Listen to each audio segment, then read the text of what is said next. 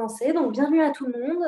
Donc, c'est le deuxième webinaire qu'on organise avec le label Écureuil. Donc, cette fois-ci, la thématique choisie est gérer au mieux les espaces extérieurs pour les chevaux, mais aussi pour la biodiversité. Donc, on va détailler tout ça avec nos deux intervenantes. Je vais juste recontextualiser un petit peu rapidement le contexte de ce webinaire. Donc déjà, le label Écureuil, qu'est-ce que c'est? Donc en fait, c'est le premier label en faveur de l'environnement et du bien-être animal de la filière équine. Et donc dans ce cadre-là, on essaye de diffuser des informations sur tout ce qui concerne le bien-être et l'environnement. Et donc c'est dans ce cadre-là qu'on a décidé cette année de faire des webinaires. Aujourd'hui, on a 140 structures labellisées dans toute la France et une structure en Belgique. On a 15 évaluateurs répartis sur tout le territoire, mais pour répondre aux différentes demandes. Et le label Écureuil s'appuie sur un certain nombre d'engagements. On a le bien-être animal, comme je l'ai dit, mais aussi la préservation des ressources naturelles, notamment de gérer les consommations d'eau, d'énergie, de gérer, de réduire et de valoriser ses déchets, d'entretenir ses bâtiments, de privilégier les approvisionnements locaux, et aussi l'entretien des paysages et la préservation de la biodiversité. Et donc, c'est cette thématique-là que nous allons creuser aujourd'hui. Donc rapidement, en fait, dans le label Écureuil, ces sujets-là sont traités dans la thématique espace extérieur et paysage. Et donc, parmi les critères qui sont évalués, on a un critère sur la mise en place d'un pâturage durable. Donc, l'idée, c'est d'éviter un surpâturage et la destruction partant des sols. Et c'est ce qu'Angélique Descarventry va pouvoir nous préciser par la suite.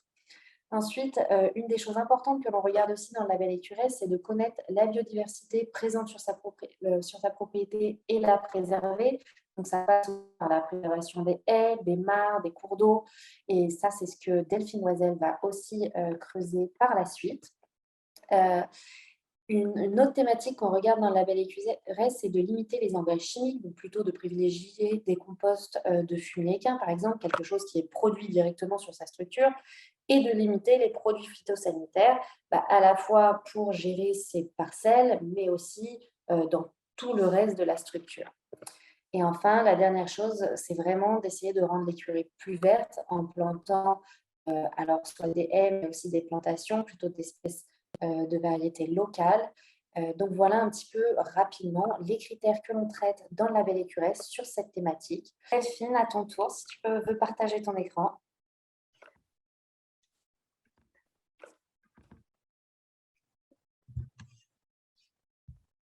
Est-ce que c'est bon? Oui, c'est bon. Super. Donc, je suis Delphine Loisel, je travaille à l'Agence normande de la biodiversité et du développement durable. C'est une structure qui est une agence régionale de la biodiversité. Ce sont des structures publiques qui ont été créées partout en France, dans toutes les régions. Vous pouvez quasiment en retrouver, ou alors elles sont encore en cours de création. C'est des structures qui ont été créées suite à la loi pour la reconquête de la biodiversité en 2016 et qui sont nées de l'Office français de la biodiversité, qui est donc une entité dépendante du ministère de la Transition écologique, et des régions, donc des structures qui sont dédiées à la connaissance, à la préservation de la biodiversité au travers de l'animation de réseaux entre les acteurs de la biodiversité, que ce soit des acteurs qui sont déjà actifs avec des associations de protection de l'environnement ou des acteurs justement qu'on cherche à sensibiliser comme les collectivités ou les entreprises. Et c'est particulièrement dans ce sens-là que j'interviens aujourd'hui, puisque les structures équestres et les exploitations équines sont des entreprises et on essaye de leur donner les bons conseils et les bonnes pratiques pour gérer et préserver au mieux la biodiversité. Donc, j'ai fait un petit rappel, moi aussi, sur la biodiversité, même si Angélique l'a très bien fait. J'ai un petit complément quand même à apporter. Donc, la biodiversité, c'est l'ensemble des milieux naturels, des formes de vie. C'est toutes les relations et les interactions qui existent entre ces organismes vivants et même entre les organismes et leur milieu de vie. Ça a été extrêmement bien expliqué justement avec cet écosystème qui est la prairie. Donc une vraie relation entre les organismes vivants, leur milieu de vie, voilà, quelque chose de très vivant. Il y a aussi en fait une autre approche. Pour parler de la biodiversité, en fait, on peut se placer à 3 échelles différentes. Donc l'échelle des écosystèmes, par exemple la prairie, l'échelle des espèces, donc les différentes espèces qu'on va retrouver dans la prairie, les différentes plantes par exemple, mais aussi l'échelle de la génétique. Et c'est une échelle qui est particulièrement importante quand on parle de la bonne santé de la biodiversité. Ce qui est important, c'est aussi qu'au sein d'une même espèce, on puisse avoir une diversité génétique qui permet de maintenir des espèces en bon état, qui vont pouvoir s'adapter et être résistantes, résilientes face aux changements. De quoi on parle quand on parle de la biodiversité? C'est vrai que là, on l'imagine bien à l'échelle de la prairie. Il faut savoir que voilà, on parle quand même d'un nombre d'espèces considérable. En métropole, en France, c'est plus de 100 000 espèces qui ont été identifiées. Quand on parle des plantes de la prairie, c'est vrai qu'on s'intéresse beaucoup aux graminées, mais les plantes, ça fait partie, c'est un des groupes les mieux connus, mais aussi les plus diversifiés à la surface de la Terre. En France, on parle de quasiment 19 000 espèces de plantes différentes. Quand on sait que le cheval est un herbivore et qui a besoin d'une alimentation très diversifiée, quand on regarde le pool d'espèces qui lui sont proposées dans sa prairie, c'est vrai qu'on peut aller bien au-delà. La biodiversité, c'est aussi plein de choses qu'on ne voit pas au quotidien.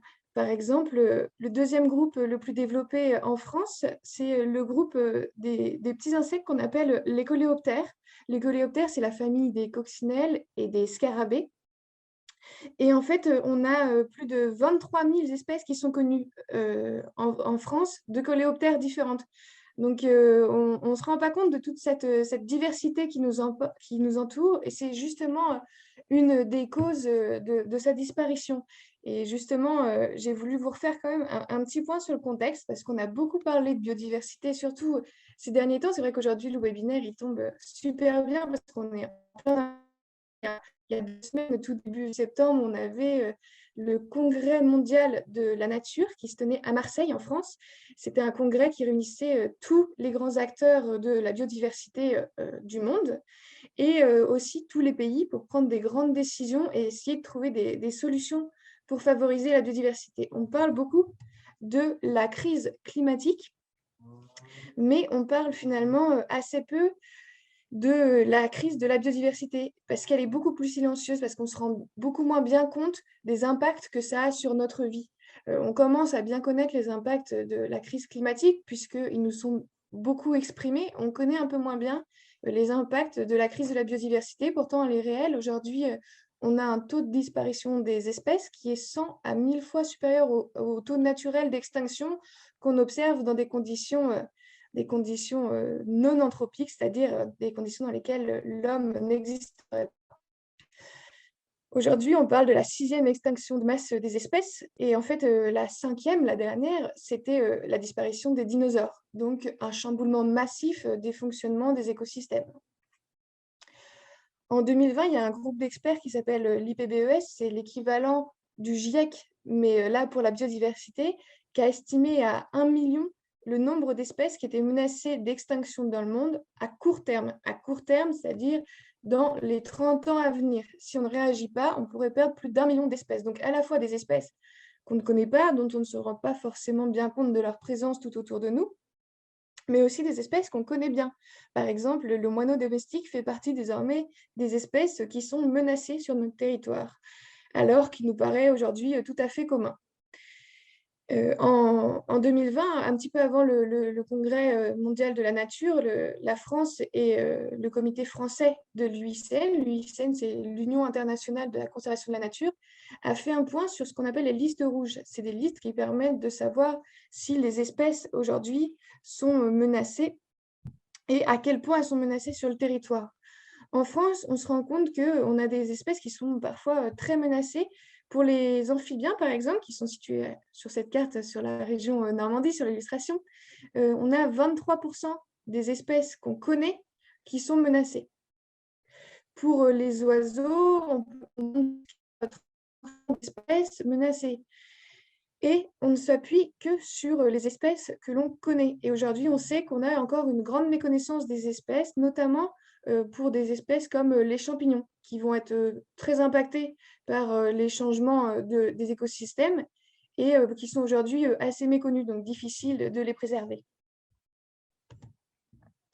Les causes de ces disparitions d'espèces, on les connaît aujourd'hui.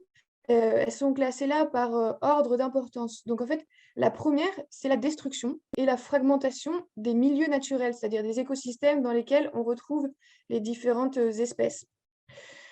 C'est par exemple l'artificialisation. Entre 2006 et 2015, il y a eu plus de 65 758 hectares de surface qui ont été artificialisés. Alors, quand on se place à l'échelle en plus des structures équestres, on est toujours à la recherche de nouvelles surfaces pour pouvoir faire pâturer ses chevaux, surtout quand on est des particuliers. On se rend compte de cette perte énorme, surtout que ces espaces artificialisés, ce sont principalement des espaces agricoles. Deuxième cause de disparition de la biodiversité, c'est la surexploitation des espèces sauvages. Aujourd'hui, on sait qu'on entend beaucoup parler de la déforestation, mais ce n'est pas la seule surexploitation qui existe. On sait que les poissons aussi qu'on consomme sont majoritairement des espèces avec des populations qui sont surexploitées. Il y a plus de prélèvements d'individus que ce que peut supporter la population pour se reconstituer. Le changement climatique, il a aussi un impact sur la perte de biodiversité. Alors, en fait, le changement climatique, il s'ajoute aux autres causes, il peut les aggraver, et ça a un effet un petit peu pervers parce qu'on rentre dans une boucle assez négative. Le changement climatique a un impact sur la biodiversité, et on le verra un petit peu après. Le fait de perdre de la biodiversité, ça a aussi un impact sur le changement climatique puisqu'on peut moins bien s'adapter et moins bien réagir à ces changements et moins les atténuer également. La pollution, c'est la quatrième cause majeure de disparition de la biodiversité. On parle de la pollution, que ce soit la pollution chimique, la pollution des eaux, la pollution des sols, mais c'est aussi la pollution de l'air. On en parle aussi un petit peu moins et je vais vous en parler justement après. Il y a aussi la pollution lumineuse qui fait partie aussi de ces causes d'impact sur la biodiversité. Et cinquième grande cause de disparition, c'est l'introduction de ce qu'on appelle les espèces exotiques envahissantes. Une espèce exotique envahissante, c'est une espèce animale ou végétale qui a été introduite dans un milieu naturel qui n'est pas le milieu dont il est issu. C'est une plante ou un animal qui a été dispersé par l'action de l'homme, que ce soit volontairement ou involontairement. Elle s'est retrouvée dans un nouveau milieu naturel et elle a un caractère envahissant puisqu'elle ne va pas avoir de concurrence sur le milieu dans lequel elle est implantée. Elle ne va pas avoir de prédateurs, elle ne va pas avoir de plantes concurrentes. Et donc, elle va se développer au profit des espèces qui étaient présentes initialement, leur prenant tout leur milieu de vie. Et parfois, elle a même des impacts sur les espèces autres, pas forcément celles dont elle prend le milieu. Par exemple, le frelon asiatique, c'est une des espèces exotiques qu'on connaît aujourd'hui et qui a un grand impact à la fois sur nos abeilles domestiques qu'on connaît bien, mais aussi sur tout le cortège des pollinisateurs. Pour parler de la biodiversité et du cheval, on a un grand nombre d'atouts réciproques entre cheval et biodiversité. Mais pour pouvoir trouver quels sont ces atouts, il faut d'abord se pencher sur qu'est-ce que c'est que la biodiversité. Là, on va se placer d'un point de vue très humain. La biodiversité, aujourd'hui, à quoi elle nous sert? Eh bien, elle nous sert à nous fournir des biens au quotidien. On va pouvoir respirer, se nourrir, on va avoir des médicaments, des matières premières. C'est aussi le sol sur lequel on est et sur lequel nos chevaux aussi sont. C'est ce qu'on présentait tout à l'heure. La biodiversité, elle nous rend aussi des services. C'est ce qu'on appelle globalement les services écosystémiques. C'est des services que la nature nous rend aujourd'hui sans qu'on s'en rende compte, qu'on utilise au quotidien et qui sont indispensables. Parmi ceux-là, il y a la fertilisation, c'est un service qui nous est rendu.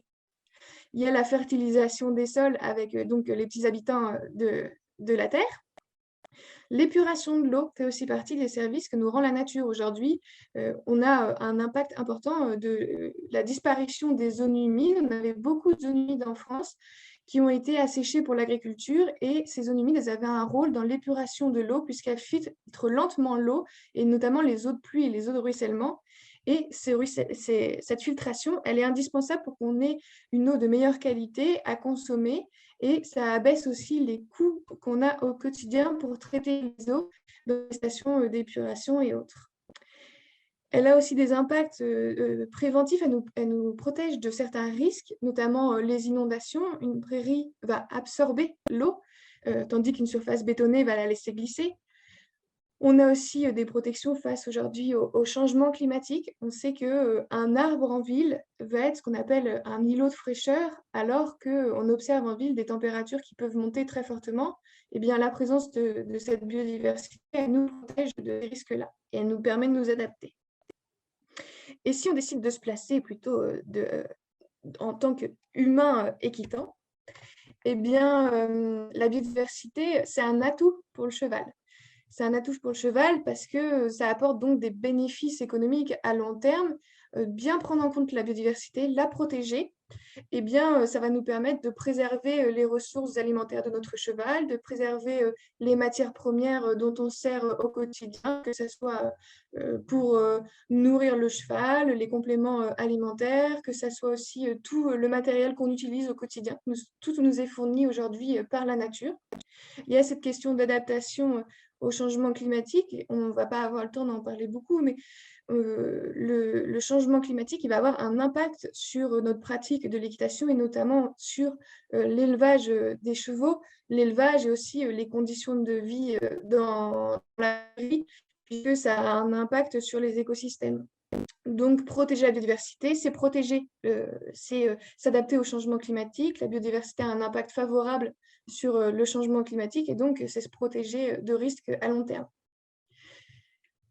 La biodiversité, la prendre en compte, c'est aussi répondre à une attente de la société. Quand on est une entreprise équestre, aujourd'hui, prendre en compte la biodiversité, c'est répondre à une attente forte. Il y a eu des études très récentes qui sont sorties qui montrent que la population française, elle est très en attente de cette prise en compte de la nature par les sociétés.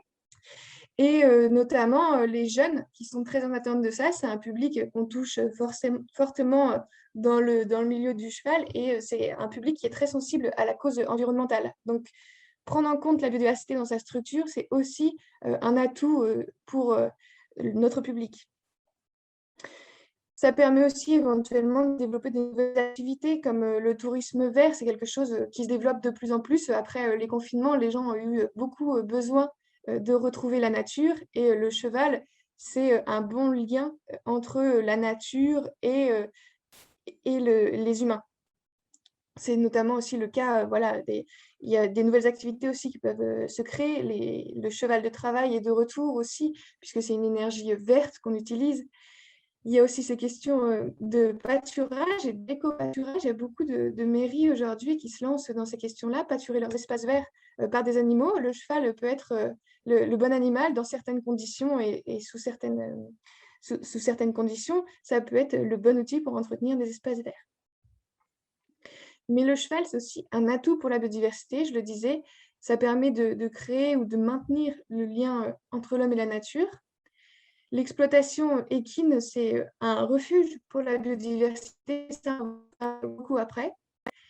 Ça permet de maintenir les paysages, notamment avec une préservation des prairies et du bocage. Aujourd'hui, on a plutôt une déprise agricole ou alors plutôt une agriculture qui se tourne vers les grandes cultures. Et le cheval, aujourd'hui, c'est un fort maintien des prairies et des espaces verts. Ça permet aussi d'améliorer les continuités entre les milieux. On va parler un petit peu par la préservation des sentiers, par la préservation des haies et autres. Donc, à son échelle, qu'est-ce qu'on peut faire pour respecter la biodiversité, pour la préserver, pour améliorer même la biodiversité sur sa structure? Je vais vous montrer quelques bonnes pratiques qu'on peut mettre en place. Tout d'abord, ce qui est important, c'est de connaître la biodiversité sur son site et autour.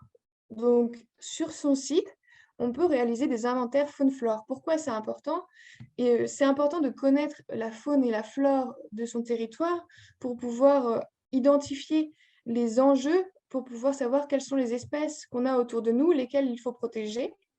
Ça permet aussi après d'observer sa progression. Ça donne un état initial et ça permet de gérer, j'ai marqué le couple cheval-biodiversité, et c'est très en lien avec ce que nous présentait Angélique juste avant. En fait, aujourd'hui, si on connaît la flore de sa prairie, c'est essentiel pour pouvoir améliorer sa gestion, pour pouvoir bien répondre aux besoins de son cheval, faire attention qu'il n'y ait pas d'espèces éventuellement toxiques pour lui sur sa prairie. Voilà, c'est tout un ensemble qu'on peut maîtriser une fois qu'on a un inventaire sur son territoire.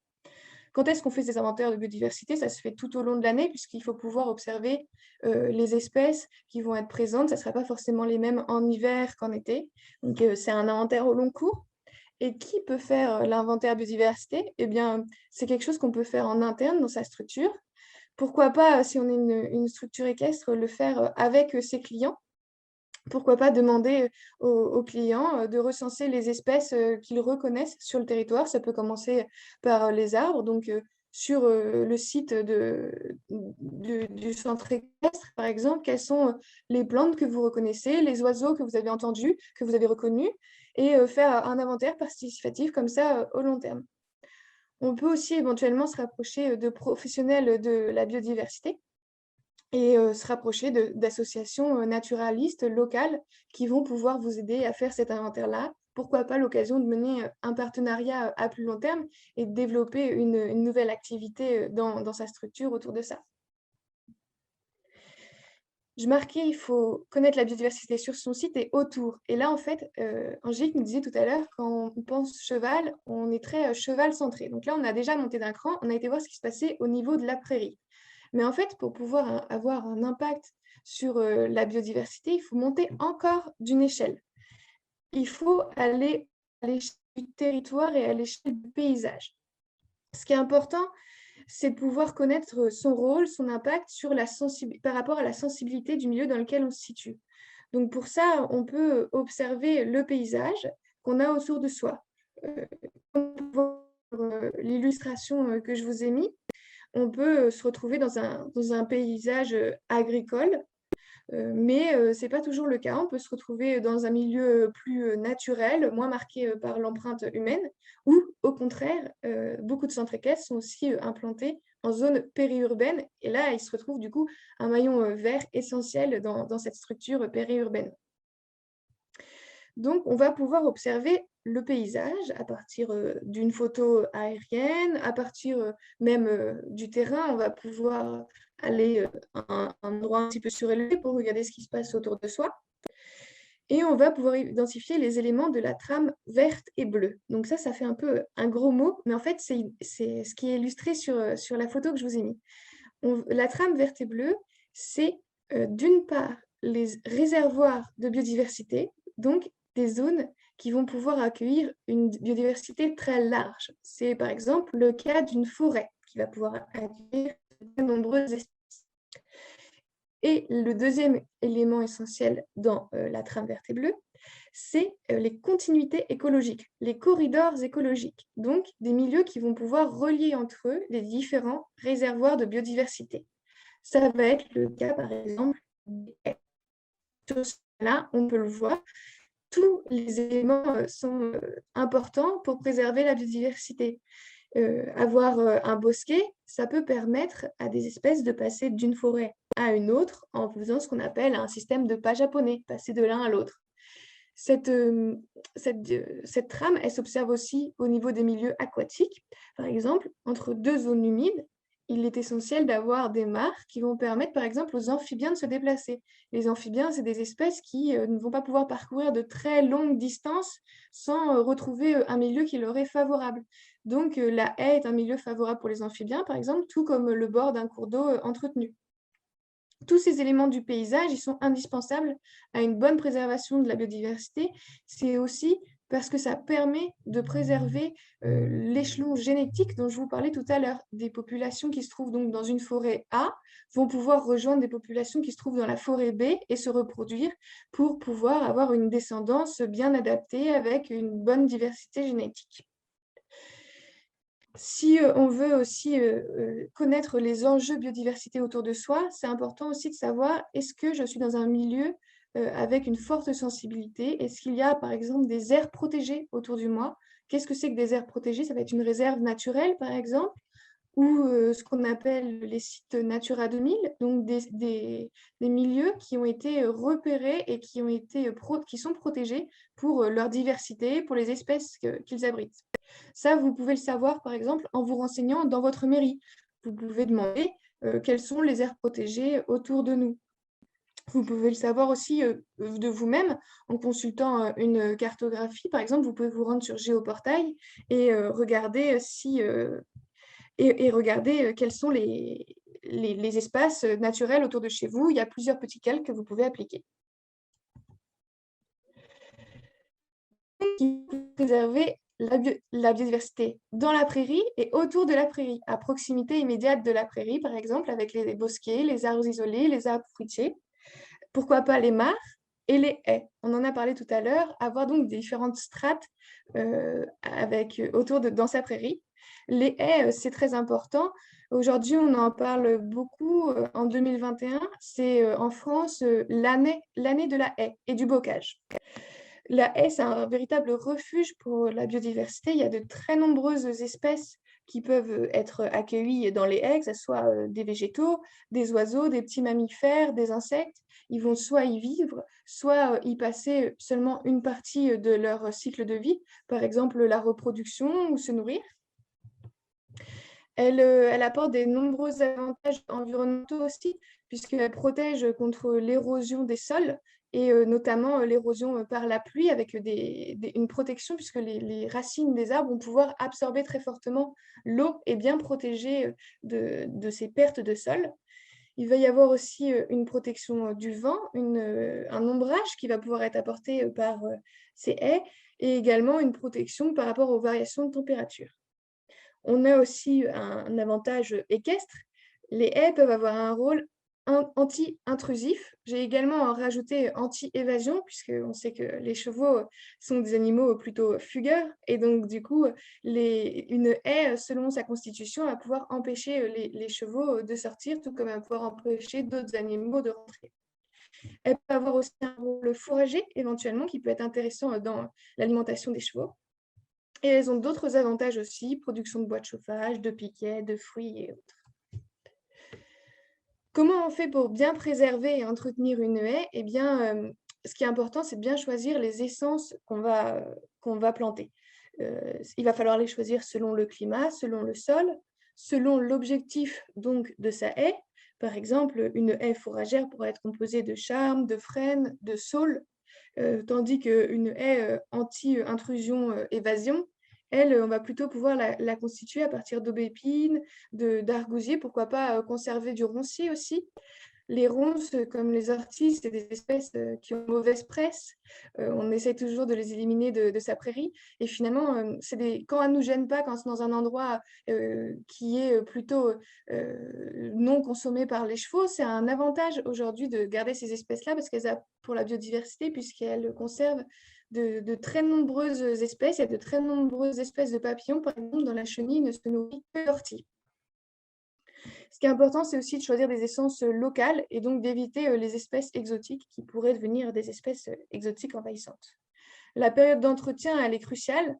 Il ne faut pas tailler du 15 mars au 31 juillet. Il ne faut pas non plus élaguer ou débroussailler sa haie, puisque voilà, le dérangement humain peut avoir un impact très important sur la nidification des oiseaux principalement. Si on est un agriculteur, et je sais que les structures équestres sont bien souvent des sites agricoles, il est interdit de tailler du 1er avril au 31 juillet.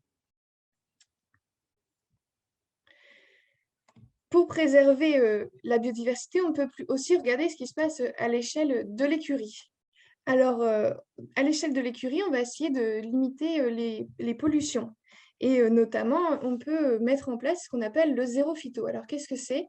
C'est de n'utiliser aucun produit phytopharmaceutique, des pesticides, dans ces espaces extérieurs. Pourquoi il faut mettre en place ce zéro phyto? Tout d'abord, pour anticiper la réglementation. Il y a une loi qui s'appelle la loi Labbé, qui a été votée en février 2014 et qui encadre en France l'utilisation des produits phytosanitaires. à partir de juillet 2022, on va avoir une extension de l'interdiction de l'usage des produits phytosanitaires aux différents lieux qui sont fréquentés par le public ou alors les lieux qui ont un usage collectif. Donc, ça va vraiment concerner les structures équestres. Quels sont les avantages à mettre en place ce zéro phytosanitaire? Parce qu'aujourd'hui, voilà, les phytosanitaires, on les utilisait principalement sur le parking, aux abords, tout ce qui était bétonné.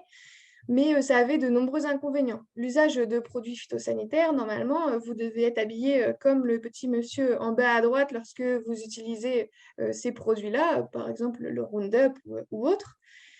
Une fois que vous avez traité, vous êtes censé fermer la zone pour une période qui est fixée en fonction du produit que vous avez utilisé, donc avoir un espace inutilisable. Il faut avoir un local de stockage aux normes. C'est quelque chose voilà, qu'on a assez rarement finalement dans les structures et qui fait partie, je crois, des critères du label EQRS. Donc voilà, c'est se mettre face à des nouvelles difficultés. Alors qu'être en zéro phytosanitaire, ne pas utiliser ces produits-là, c'est protéger d'abord la santé, puisqu'on sait aujourd'hui qu'il y a des impacts majeurs de ces produits-là sur la santé. On préserve les ressources en eau. On améliore la qualité, on favorise la biodiversité puisque ces produits aujourd'hui sont peu sélectifs et ils vont avoir un impact sur toutes les espèces et pas forcément uniquement sur les espèces cibles. Et comment on peut mettre en place cette nouvelle gestion sans avoir un budget temps qui est complètement délirant pour les espaces extérieurs de sa structure? Eh ben, ça peut être par exemple en mettant en place ce qu'on appelle la gestion différenciée, c'est-à-dire qu'on va identifier les différents espaces verts et leurs usages et on va déterminer par exemple des espaces de prestige. L'accueil du centre équestre, la pelouse centrale du haras, le massif fleuri à l'entrée de l'écurie. Celui-là, on va avoir un entretien très régulier, on va y passer du temps. Et par contre, on va aussi identifier des espaces qui sont secondaires, tels que des bords de chemin, des arrières de bâtiments. Et dans cela, rien ne sert finalement à l'arrière du manège, là où personne ne va, de faucher ou de par semaine. Finalement, on peut laisser pousser tout au long de l'année ces espaces-là et les faucher tardivement, après mi-juillet, et avoir un entretien donc plus tardif qui va permettre donc aux insectes, aux petits mammifères, aux oiseaux de se développer dans ces zones dites de refuge. Si on met ça en place sur une structure publique, ce qui est important, c'est aussi de communiquer, d'expliquer ce qu'on fait pour pouvoir expliquer pourquoi aujourd'hui il y a un entretien qui est différent par rapport à celui qu'on avait avant. Et puis ça permet aussi de communiquer sur la préservation de la biodiversité. Un autre type de pollution, je vous en ai parlé tout à l'heure en introduction, c'est la pollution lumineuse. Cette pollution lumineuse, c'est la présence nocturne anormale ou gênante d'une lumière artificielle et c'est les conséquences de cette présence de lumière sur la biodiversité et sur les écosystèmes. Cette pollution-là, on l'observe à l'échelle des paysages. Aujourd'hui, il est difficile de regarder le ciel sans tomber sur le halo lumineux d'une ville. À l'échelle d'une structure, même d'un particulier, on peut aussi avoir un impact sur cette pollution lumineuse. On peut le voir sur les illustrations que j'ai mises. Pourquoi on doit faire attention? Eh bien, en fait, c'est gagnant-gagnant de faire attention à son impact sur la pollution lumineuse. Ça permet de réduire la consommation énergétique en étant plus sobre, d'avoir moins du coup d'émissions de gaz à effet de serre. Donc, on agit pour la biodiversité et aussi on préserve le climat. On a aussi un impact en général positif sur les dépenses. On va pouvoir ainsi préserver le paysage nocturne et le ciel étoilé, préserver le cycle jour-nuit qui est indispensable. En fait, c'est ça qui a structuré le vivant, l'évolution des espèces au cours des millénaires. Ça permet de diminuer l'impact qu'on va avoir sur les êtres vivants. Et donc, comment on fait pour réduire la pollution lumineuse? Eh bien, c'est tout d'abord un choix des matériaux. Avoir des ampoules à LED, c'est important. Choisir ces ampoules plutôt d'une couleur ambrée ou chaud ou un blanc chaud Il faut que sur les prescriptions, quand vous achetez les ampoules, c'est indiqué, il faut que ça soit un maximum de 3000 Kelvin. C'est la couleur qui est indiquée comme ça. Et en fait, c'est parce que le jaune, l'orange ont moins d'impact sur la biodiversité. On va orienter les spots bien précisément. Là, on peut penser notamment aux spots de la carrière. Ça ne sert à rien d'éclairer le ciel. Ce qui est important, c'est d'éclairer le sol. Et surtout, ce qui est important, c'est la sobriété. C'est d'éclairer là où c'est utile et quand c'est utile uniquement. Donc, pour ça, on peut mettre en place des détecteurs de présence. Quand ils sont bien choisis, ils permettent d'allumer la lumière au passage sans détecter les animaux ou les passages, le vent ou autre. On peut aussi choisir des systèmes à télécommande et donc on va éclairer seulement les parties de l'écurie qu'on utilise et pas forcément faire le grand jour et Versailles dans toute l'écurie tout au long de la soirée. Ça a un impact très important sur la biodiversité puisque cette pollution lumineuse, elle va avoir un impact sur à la fois les espèces nocturnes, mais aussi les espèces diurnes qui vont être complètement chamboulées dans leur cycle. Et pour finir sur les bonnes pratiques, j'ai recensé quelques petits plus biodiversité qu'on peut mettre en place très facilement là pour avoir un gain rapide de biodiversité. Pour les oiseaux, tout d'abord, on peut installer éventuellement des mangeoires en hiver. La mangeoire en hiver, c'est une bonne chose. Il faut bien choisir les grains et pour ça, éventuellement, je peux vous conseiller plutôt de vous tourner vers les grains qui sont vendus par des structures ou des associations comme la LPO, la Ligue de protection des oiseaux, qui sont donc des grains qui sont bien adaptés aux oiseaux. On ne nourrit pas tout au long de l'année, mais si on nourrit en hiver, ça peut être favorable aux espèces. On peut aussi installer des bassins dans lesquels ils peuvent se baigner et se rafraîchir en été. Quand on parle des oiseaux, dans les écuries, on connaît quasiment tous le nid d'hirondelle. Aujourd'hui, les hirondelles, que ce soit l'hirondelle rustique ou l'hirondelle des fenêtres ou même les martinets, que certains d'entre vous observent peut-être dans leurs écuries, c'est des espèces qui apportent quelques nuisances, puisqu'on a souvent des salissures, mais la destruction des nids d'hirondelles, elle est interdite car ce sont des espèces protégées. Il faut savoir que si vous détruisez un nid d'hirondelle, normalement, il faut demander une autorisation. Il est interdit de le détruire dans la période de nidification. Il faut attendre novembre pour pouvoir toucher un nid d'hirondelle. Si vous en détruisez un, vous devez en replacer un à proximité immédiate du nid, de l'endroit où vous l'avez détruit. C'est-à-dire que vous devez avoir un nid artificiel spécialisé pour les hirondelles, c'est des choses qui se trouvent sur Internet, que vous devez replacer. Il peut être placé au même endroit ou un petit peu décalé pour réduire la nuisance éventuellement. Et au-delà d'une certaine distance, si vous ne replacez pas le nid au même endroit, vous devez demander une dérogation.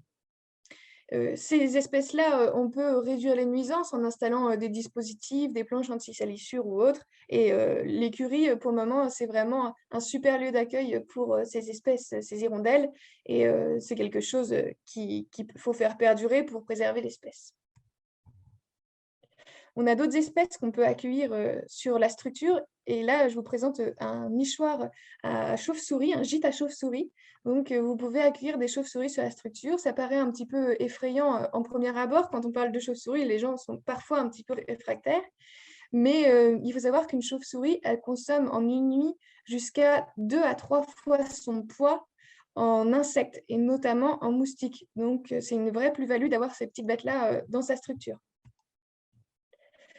On peut installer aussi, pourquoi pas, des hôtels à insectes. Ça va permettre d'avoir de nouvelles espèces et de pouvoir les observer. On peut installer des dispositifs tout simples auxquels on ne pense pas forcément. Faire un petit tas de bois dans son écurie, et ben, ça peut avoir un impact très important pour une espèce. Trouvez l'intrus sur cette photo, c'est le hérisson. Les hérissons, aujourd'hui, c'est des espèces qui sont de plus en plus menacées dans les centres de sauvegarde. Ils en retrouvent de plus en plus qui ont été heurtés ou qui sont retrouvés en mauvais état. Et leur procurer des petits abris pour l'hiver, ça peut être une façon d'aider la biodiversité. Autre chose, les structures équestres qui accueillent du public, lorsqu'elles sont situées dans un endroit où elles n'ont pas accès à une borne incendie, elles doivent avoir une réserve incendie. Bien souvent, on installe soit des citernes, soit ces gros ballons verts, un peu effet ballon gonflable. On peut aussi choisir d'installer une mare. Il y a des mares anti-incendie qui peuvent être proposées. C'est à condition d'avoir un fond qui soit bien étanche, une profondeur assez importante pour que les secours puissent pomper l'eau à l'intérieur, mais ça peut être un dispositif alternatif à ces gros ballons artificiels en plastique. Et ça peut être intéressant puisque la mare, c'est vraiment un élément majeur de la biodiversité, ça accueille une biodiversité très riche. Dernier petit plus pour la biodiversité, dans la prairie, pensez à installer dans les bacs à eau ce qu'on appelle les planches anti-noyade. C'est des petits dispositifs grillagés que vous pouvez fabriquer vous-même et qui vont permettre aux petits animaux qui voudraient venir boire dans le bac à eau et qui tombent de pouvoir en ressortir. C'est déjà arrivé à beaucoup d'entre nous, j'imagine, d'avoir retrouvé un oiseau, malheureusement, ou parfois même juste des insectes, comme des papillons ou autres, dans l'abreuvoir. Et en fait, juste ce petit dispositif tout simple leur permet de ressortir.